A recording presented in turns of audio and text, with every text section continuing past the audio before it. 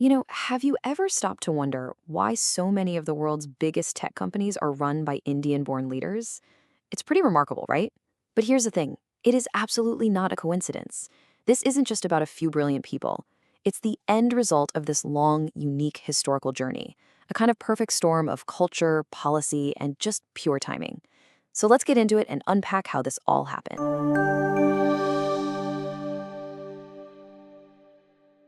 And that's really the big question, isn't it? I mean, you've got Satya Nadella at Microsoft, Sundar Pichai at Google, Shantanu Narayan at Adobe. The list just keeps going. How did a single country become this pipeline for leadership at the very top of the global tech world? The answer is so much more complex and, honestly, more fascinating than you probably think. And look, it's not just about the CEOs at the top. The sheer scale of this is just mind-blowing. India produces over 4 million IT professionals. That creates a talent pool with a size and a depth that you just can't find anywhere else on the planet. This is literally the engine room of the global tech industry. And wow, that engine has some serious horsepower. We're talking about India's IT services exports bringing in more than $250 billion every year. And this isn't just about cheap labor, not at all. This is about delivering super high-value, totally essential services that power the biggest corporations in the world. Those numbers are obviously impressive, but they're really the end of the story. To really get how this happened, we have to dig into the why. And for that, we need to rewind the clock way back, centuries before anyone had even thought of a computer. So our story doesn't start with computers or silicon. It starts with concepts. The foundations for all this tech dominance were actually laid down hundreds, and in some cases, thousands of years ago.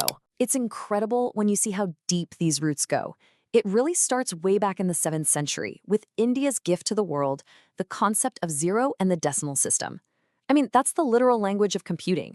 Then, jump forward a few hundred years to 1835. A colonial policy decision has this huge unintended consequence. It unites the country's educated class with the English language. And then, after independence in the 1950s, leaders like Prime Minister Nehru laid that final piece of the foundation, setting up the elite tech institutes he called the temples of modern India. This quote, it reveals everything about that unintended consequence I just mentioned. Lord Macaulay's goal? He wanted to create administrators to run the colony. But what he accidentally did was give this incredibly diverse nation a common language for higher education. It gave them a direct line to Western science and created this unified intellectual class that was ready to take on the world. And this brings us to what might be the single most important part of this whole story, that institutional innovation, the Indian Institutes of Technology, or as they're known, the IITs. Just let this number sink in for a second. Less than 2%. That's the acceptance rate at the top IITs. To put that in perspective, it is statistically harder to get into an IIT than it is to get into Harvard or MIT.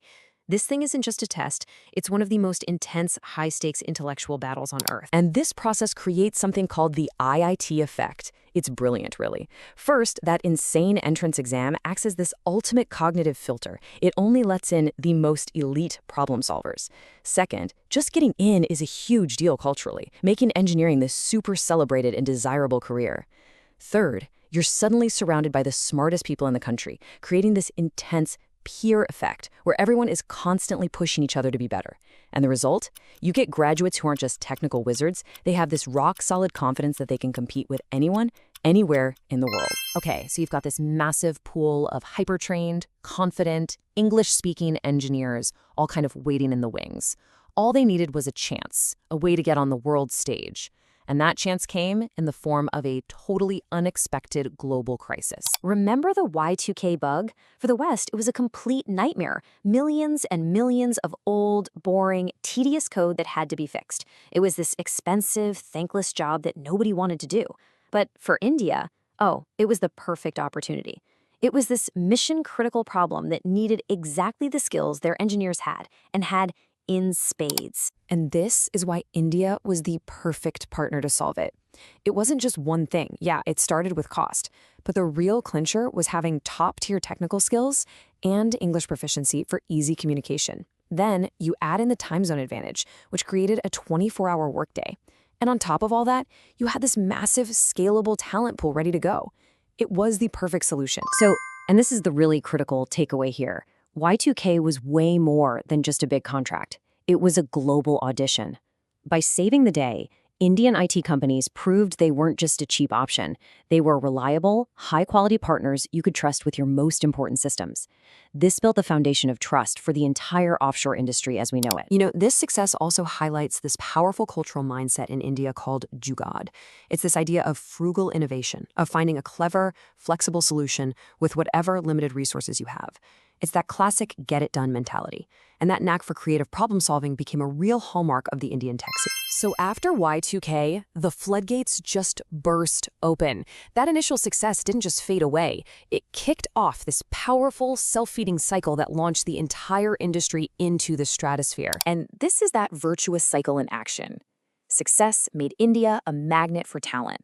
The huge number of Indian tech leaders already in places like Silicon Valley acted as this bridge, funneling knowledge, money, and mentorship back home. And the successful entrepreneurs, they didn't just take their money and retire. They turned around and became investors and mentors for the next wave of startups. It created this amazing multiplier effect, where every success just fueled the next one. And you can literally see that evolution right here. The industry grew up. It went from being all about IT services to becoming this vital hub for the R&D centers of giants like Google and Microsoft. And now you see this growing, significant slice of the pie is homegrown product companies and startups, creating brand new original innovation for the entire world. So what's the big takeaway from all this? The rise of India's tech scene is a fantastic story about history and convergence, for sure. But its ultimate legacy is something much bigger, something universal. It's this powerful proof that world-class excellence can come from anywhere. It's not limited to a few specific zip codes. When you take deep-rooted talent and connect it with the right opportunity and a relentless drive, well, anything becomes possible. It's not just a story about India. It's a story about human potential itself.